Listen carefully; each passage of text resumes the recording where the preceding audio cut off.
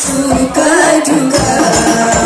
Rahmatil adiyanu tasyadu bilayalil maulidi wa barikun nuri abadu min ma'ani ahmadi.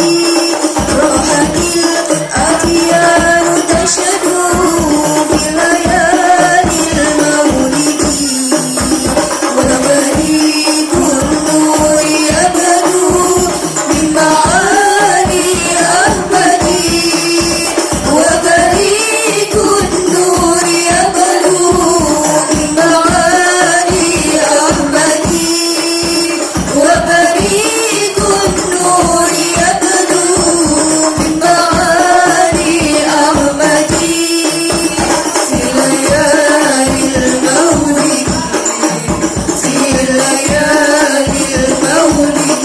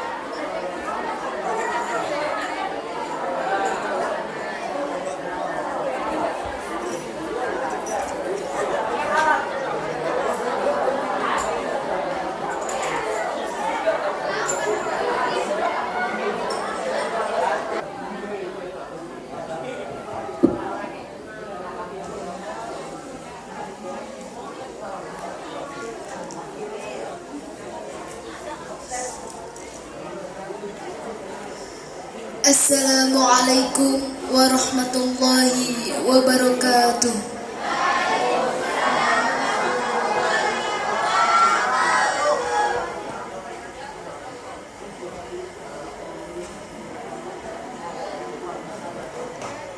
A'udzu billahi minasy syaithanir rajim.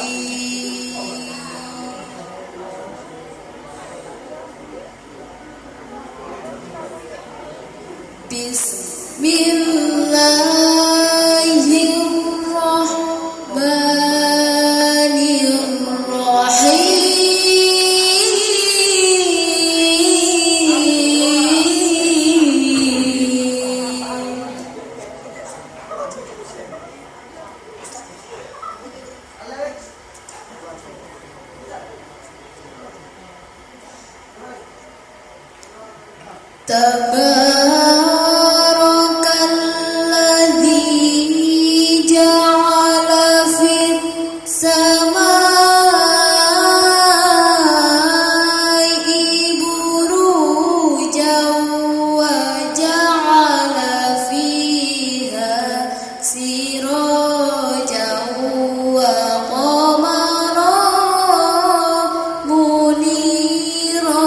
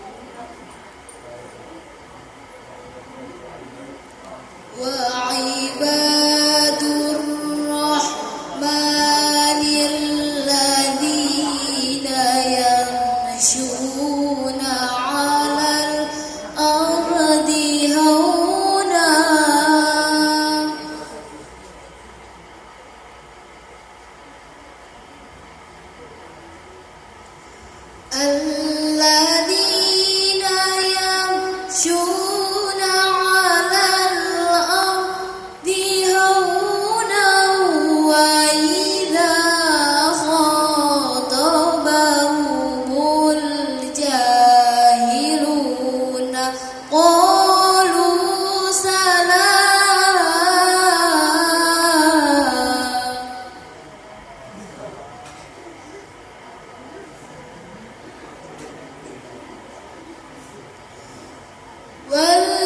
والذين يبيتون لربهم سجدا وقياما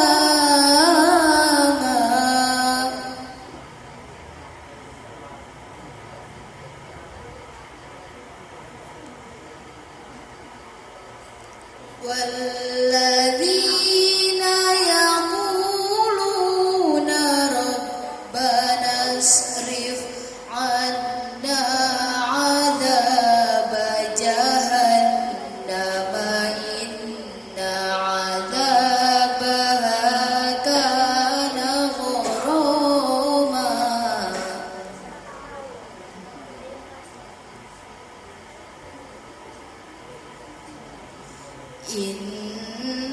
إنها ساءت مستقرا ومقاما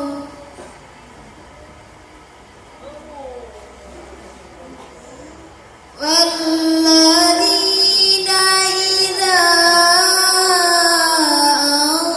أنفقوا لم يسرفوا ولم يقتروا وكان بين ذلك قواما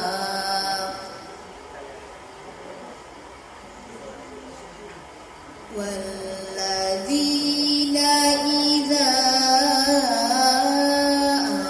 أنفقوا لم يسرفوا وكان بين ذلك قواما صدق الله العظيم.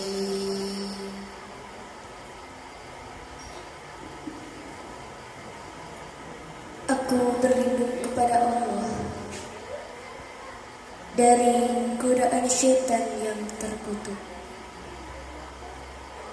Dengan menyebut asma-Mu ya Allah, yang Maha Pengasih, Maha Penyayang. Maha suci Allah, yang menjadikan di langit gugusan bintang-bintang, dan Dia juga yang menjadikan padanya matahari dan bulan yang bersinar.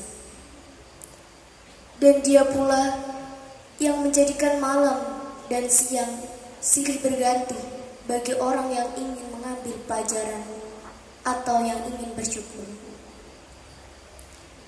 Adapun hamba-hamba Tuhan yang Maha Pengasih itu adalah orang-orang yang berjalan di bumi dengan rendah hati. Dan apabila orang-orang bodoh menyapa mereka dengan kata-kata yang menghina, mereka mengucapkan salam. Dan orang-orang yang menghabiskan waktu malam untuk beribadah kepada Tuhan mereka dengan bersujud dan berdiri. Dan orang-orang yang berkata, "Ya Tuhan kami, jauhkanlah azab jahanam dari kami, karena sesungguhnya azabnya itu membuat kebinasaan yang kekal. Sungguh, jahanam itu seburuk-buruk tempat menetap dan tempat kediaman." Dan termasuk hamba-hamba Tuhan yang Maha Pengasih, orang-orang yang apabila menginfakkan harta, mereka tidak berlebihan dan tidak pula kikir di antara keduanya secara wajar. Maha benar Allah atas segala firman. Wassalamualaikum warahmatullahi wabarakatuh.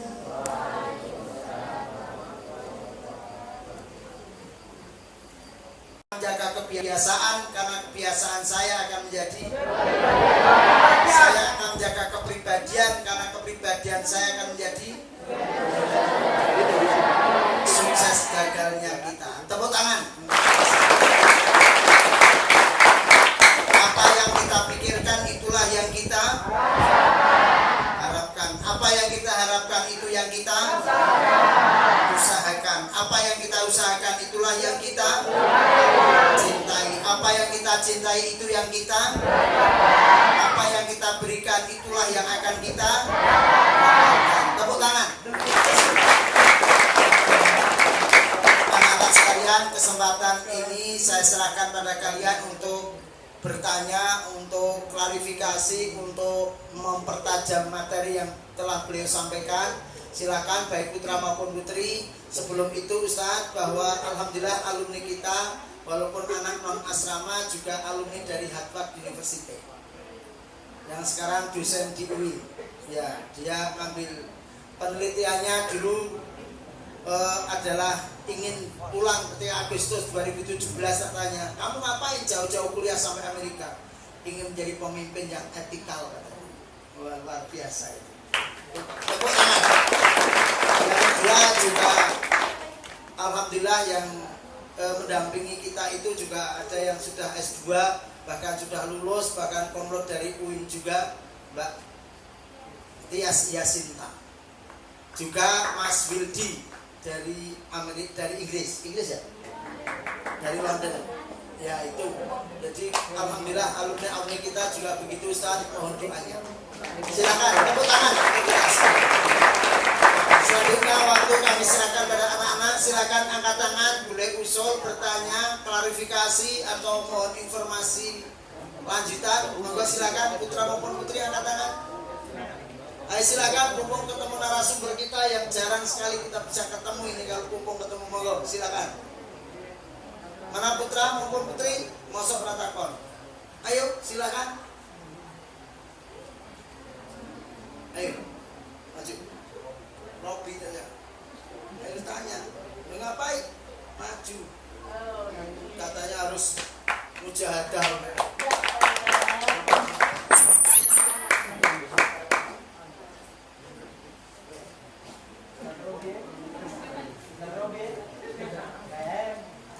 Assalamualaikum warahmatullahi wabarakatuh.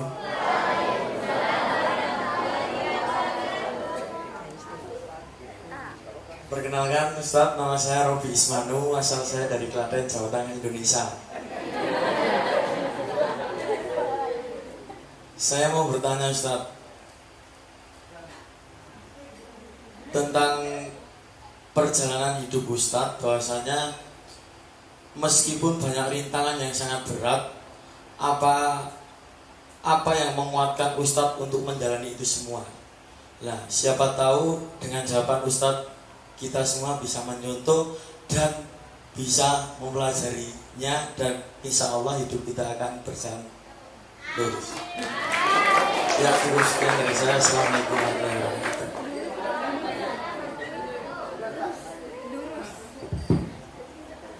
Iya. Yang selalu saya ingat dalam perjalanan hidup saya itu adalah saya tidak berani membantah kedua orang tua saya.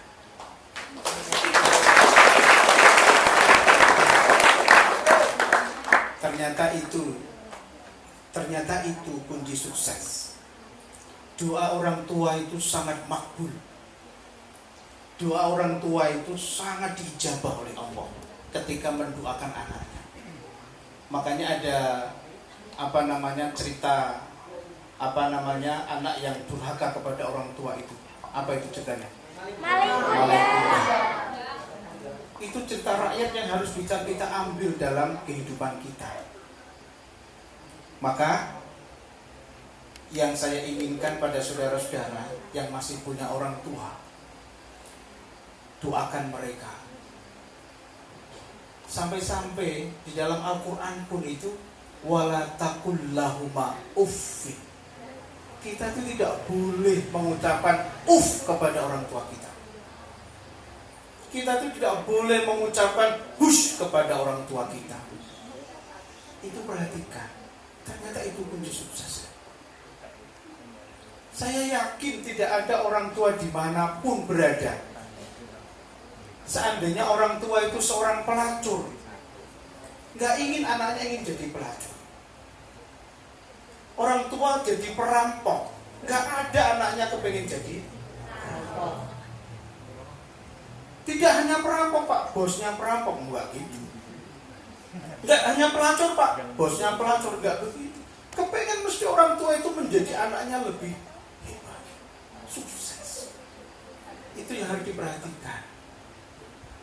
Dan yang paling penting lagi adalah, ini penting sekali, sholat tahajud. Ternyata disitulah Allah itu akan mendengar doa kita.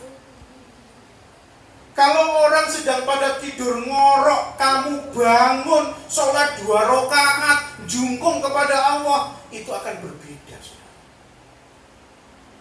Itu akan berbeda. Yang lain lagi ngorok, kamu terus baca Quran, doa. Allah itu akan tersenyum melihat kita.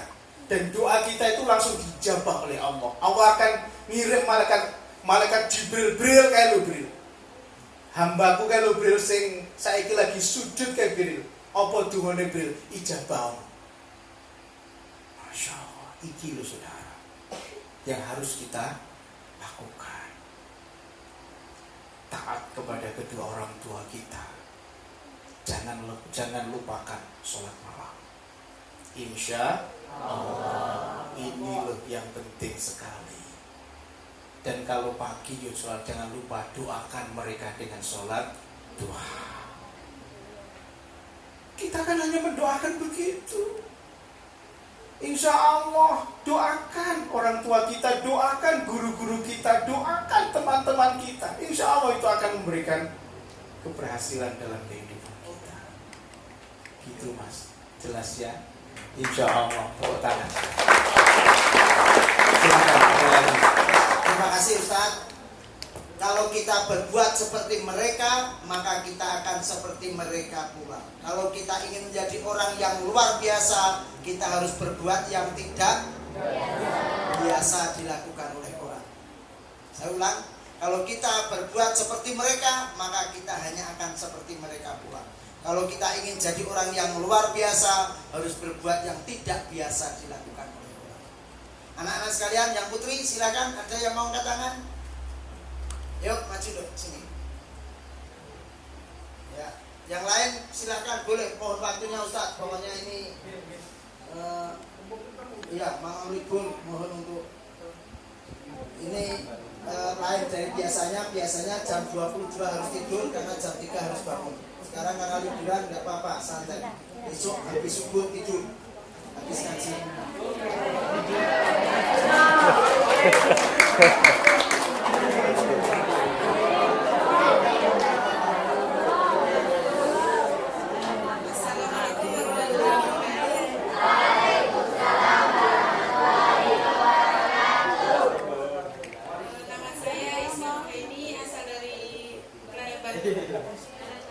Maaf Ustaz, sebelumnya saya mau bertanya tentang tadi yang disampaikan kunci kesuksesan.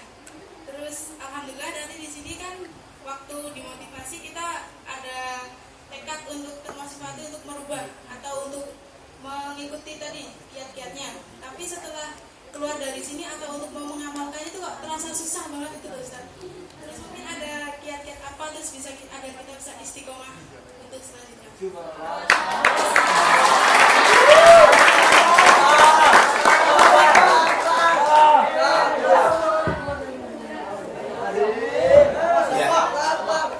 Kamu merasakan begitu enggak? Iya. Jadi begini saudara, para santri semua. Jadi kadang-kala ketika kita dimotivasi, aduh, tapi setelah kesana bungen tuwa. Mlebu kuping tengen, metu kuping. Wes. Bablas angine. Jadi tidak temancep oleh sajroning ati itu tidak, tapi wis merono. Halah. Gitu kan? Halah. Nah itu. Ngene iki sing susah, ya ta? Nah iki, ya. Apa yang harus kita lakukan? Ini penting. Makanya saya katakan tadi adalah mujahadah. Sungguh tanamkan dalam diri kita. Kalau kamu mau berhasil, harus berani beda dengan orang lain. Yang lain tidur, bangun sholat tahajud. Yang lain sholat tahajud tidur. Apa ngono? Beda itu jangan sama dengan orang lain. Artinya apa? Kita harus bisa melebihi orang lain yang akan melihat kemampuan kita, bukan diri kita yang melihat kemampuan kita. Kalian kalau bercermin jangan lihat, wah aku ki wis singoy, padahal Anda adalah kucing. Jangan begitu. Makanya apa? Tancapkan mujahadah dalam diri kita. Tancapkan manjada wajada dalam diri kita. Makanya terakhir saya sampaikan adalah taat agama. Itu loh.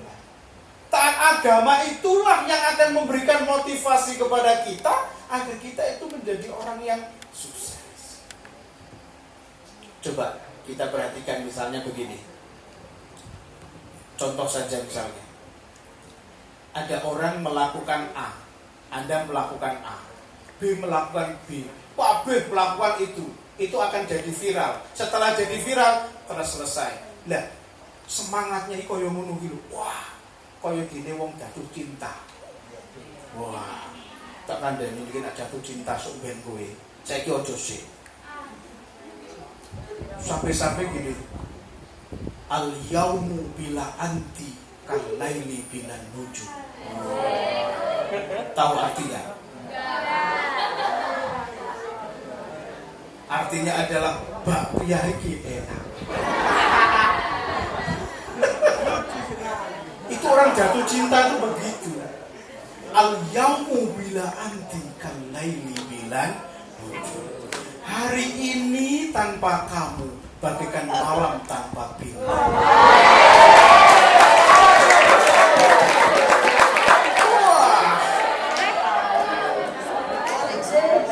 Kalau Anda dikit terus kelopok. Ya enggak? Makanya di Jogja itu ada yang namanya Bukit Bintang. Yaitu di Patok sana. Itu namanya Bukit Cinta. Banyak orang itu nembak cinta di sana. Sebabnya apa? Kalau ditolak dijongkok.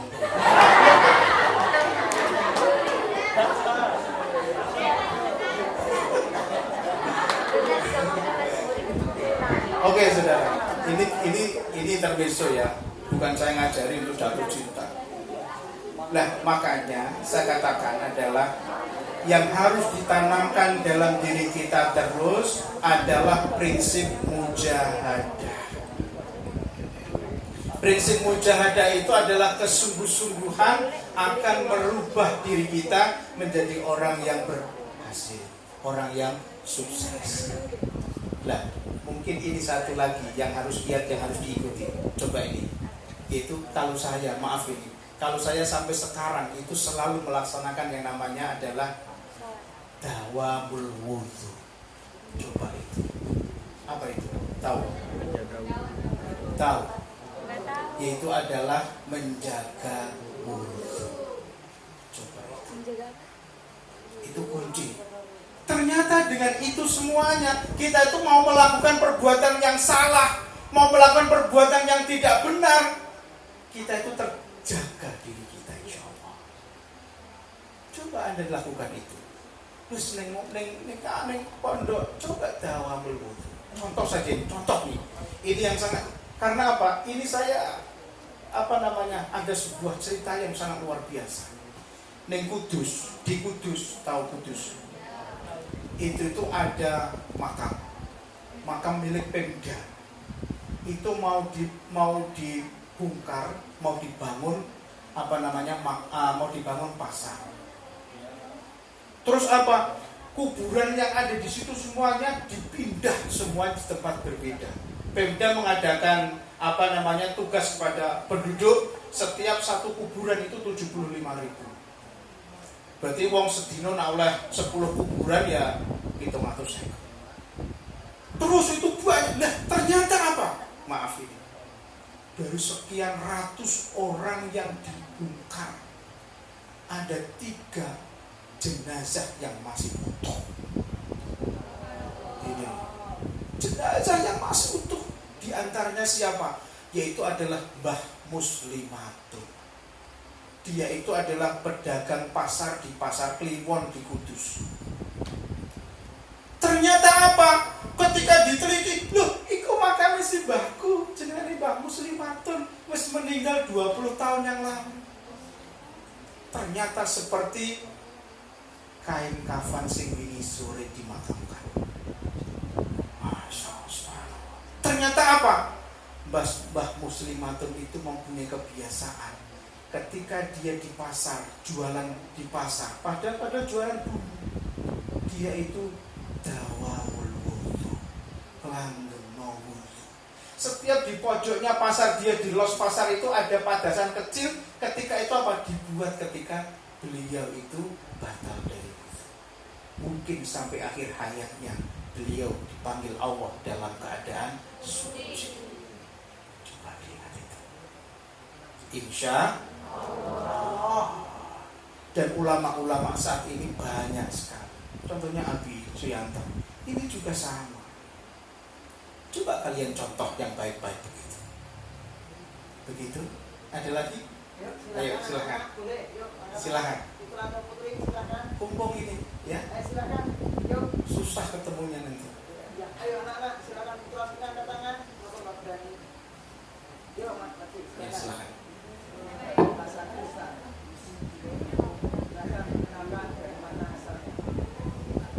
Bismillahirrahmanirrahim. Assalamualaikum warahmatullahi wabarakatuh.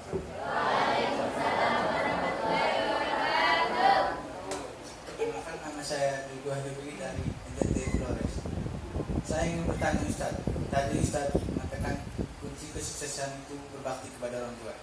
Seandainya kita dalam hidup kita durhaka kepada orang tua kita, terus orang tua kita telah dipanggil Allah dan telah meninggal, bagaimana cara kita untuk mendapatkan maaf dari kedua orang tua kita, sedangkan orang tua kita sudah meninggal? Assalamualaikum warahmatullahi wabarakatuh.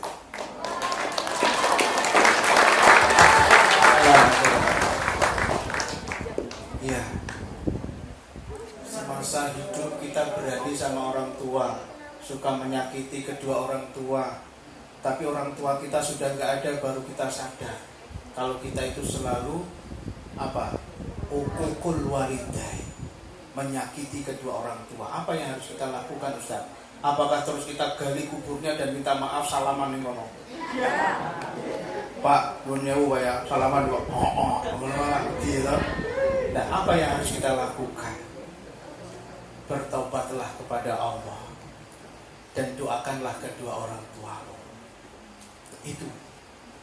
Doakan mereka. Bertobatlah kepada Allah. Tobatnya apa? Tobatan nasuha. Tidak mau melakukan kayak gitu lagi. Dan doakan bapak ibu kita yang sudah nggak ada. Doakan dengan sesungguhnya.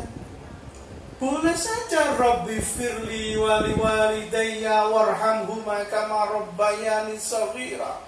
Allahumma firlaha warhamha wa'afiha wa'afwana. Doakan mereka. Kenapa kita harus berdoa? Karena apa? Karena orang yang sudah meninggal itu mengharapkan doa kita. Bukan kita yang mengharapkan doanya mereka. Kalau Anda datang ke makam, itu jangan minta kepada kuburan. Mbah, kula ngajeng saya besok mau ujian, Mbah. Doakan ya, Mbah, mudah-mudahan berhasil. Si Mbah sama kuburan. Kira-kira melayu lah kamu. Iya kan? Ya le tak dongokke lo. Walah, takut. Itu yang harus kita lakukan. Malah saya membaca dalam salah satu kitab, orang yang sudah meninggal didoakan kepada kita. Senangnya itu bagaikan orang sing lama sekali menantikan makanan yang dia sukai. Wah, misalnya dia suka sate atau tongseng, supaya nggak mangan itu, tiba-tiba kamu datang memberikan makanan itu. Senang ini koyo mendapatkan makanan yang luar biasa. Al-ma'idatu fi ni'mah. Itu lu doakan mereka. Makanya kan setiap anak Adam meninggal dunia hanya ada 3 hal yang tidak terputus. Di antaranya adalah doa anak soleh. Doa anak soleh-solehah. Nah kan? Solehah. Soleh. Lah, kenapa? Disitulah Anda itu berperan untuk mendoakan mereka, orang tua kita, agar mereka benar-benar mendapatkan maghfirah, tempat mulia di sisi Allah Subhanahu wa ta'ala. Amin ya rabbal alamin. Paham ya Mas, gitu ya Mas, NTT ya? Jelas ya? Doakan mereka, apalagi mereka masih hidup. Doakan. Insya Allah saya doakan semuanya. Yuk, satu lagi perempuan, silakan kalau ada. Oh ya, wes kono. Boleh.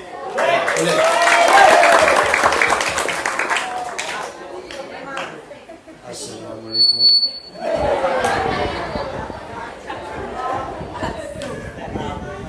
Assalamualaikum warahmatullahi wabarakatuh.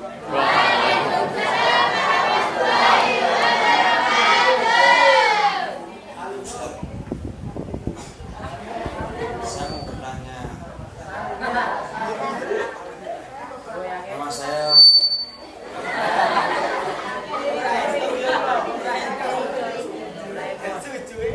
Nama saya Boy Saputra, saya dari Tegal. Gini Ustaz, saya mau bertanya, gimana caranya menerapkan sifat adil pada diri kita sendiri, sedangkan menurut pandangan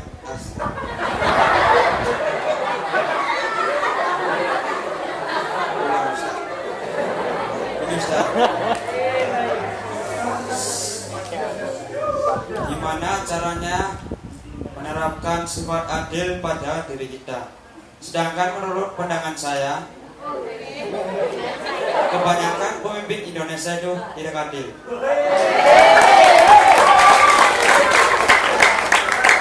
Itu saya mau solusinya dari Pak Ustadz. Wassalamualaikum.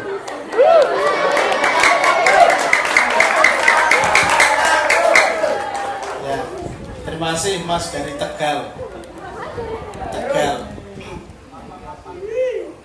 Kayak kemarin itu istri saya itu ngidam pilus Tegal.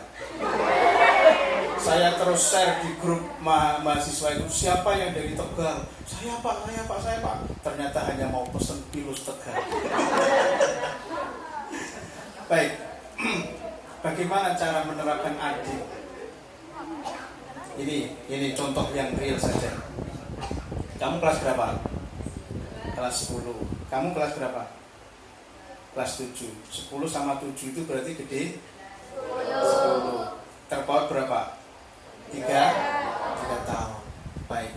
Kira-kira kebutuhan kelas 10 sama kebutuhan kelas 7 banyak mana? Kelas 10 saya kasih 10.000 des. Yang kelas 7 saya kasih 5.000. Adil enggak? Adil toh? Adil itu adalah apa? Saya justru ketika ngasih dia 10.000, dia 10.000, saya nggak adil. Ya enggak? Iya, karena apa? Karena kebutuhannya berbeda. Perhatikan. Makanya adil pada diri kita sendiri itu adalah mengerti bahwa diri kita itu semuanya punya hak. Hak apa? Badan kita punya hak istirahat. Kita punya hak berdoa. Kita punya hak untuk selalu memohon kepada Allah. Kita punya hak untuk selalu bisa maju. Itu namanya adil. Yang tidak adil itu adalah Anda memfrosir diri Anda. Misalnya waktunya istirahat Anda nggak istirahat. Terus itu nanti cepat-cepat mati. Ada namanya job description-nya itu